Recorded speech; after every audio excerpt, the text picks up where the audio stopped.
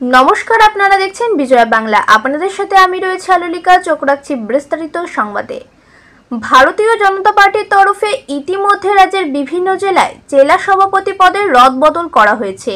এই উপলক্ষে রবিবার কাছাড় জেলা বিজেপি কার্যালয়ে আয়োজিত এক সভায় নতুন সভাপতি হিসাবে দায়িত্বভার গ্রহণ করলেন রূপম সাহা। বিজেপির প্রাক্তন জেলা সভাপতি বিমলেন্দু রায় এদিন রূপম সাহাকে নিজের দায়িত্বভার তুলে দেন। নিজের অনুভূতির কথা বলতে গিয়ে নবনিযুক্ত সভাপতি রূপম সাহা জানান, মুখ্যমন্ত্রী ডক্টর হেমন্ত বিশ্ব শর্মার নেতৃত্বে রাজ্যে চলে থাকা সরকারের প্রচেষ্টা ও চিন্তাধারাকে মানুষের মধ্যে পৌঁছে দেওয়া তার মূল লক্ষ্য।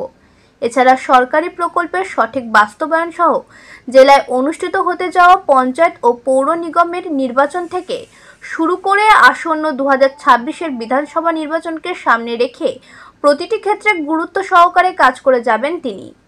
দলের নতুন ও প্রবীণ সকলকে সঙ্গে নিয়ে সমন্বয়ের মাধ্যমে কাজ করার পাশাপাশি দলের ভিতকে জেলা স্তরে আরও শক্তিশালী করে প্রচেষ্টা চালিয়ে যাবেন তিনি।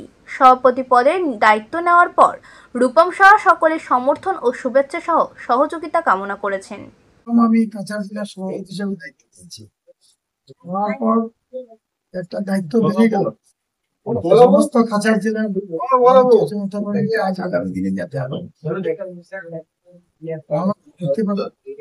সংগঠনকে আমি শক্তিশালী করতে পারি এবং বর্তমান মুখ্যমন্ত্রী হেমন্ত আসামে যে সরকার চলছে, ওনার যে প্রচেষ্টা, ওনার যে চিন্তাধারা, এটাকে যাতে ভবিষ্যতে আমরা প্রত্যেকটা মানুষের কাছে পৌঁছে দিতে পারি।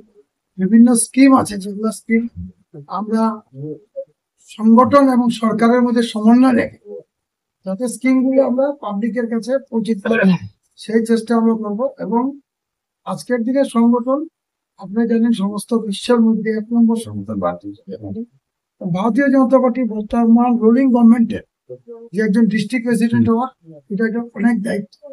এই দায়িত্ব মাথায় নিয়ে আমি আগামী দিনে চেষ্টা করব কাছাড় জেলার প্রতিটা নির্বাচন, এখানে আগামী কয়েকদিনের মধ্যে নির্বাচন হবে, তারপর শিলচর মিউনিসিপালিটি নির্বাচন হবে, 26-এর বিধানসভা নির্বাচন হবে। সবকটা নির্বাচন করে আমি গুরুত্ব সহকারে দেখব। নির্বাচন রাজনীতিতে একটা জিনিস মনে রাখতে হবে, নির্বাচনে জয়ী হলেই তখনই রাজনৈতিক দলের যে প্রভাব বা রাজনৈতিক দলের যে চিন্তাধারাটা মানুষের কাছে পৌঁছে যেতে পারে। তো সেই চেষ্টা আমি করব।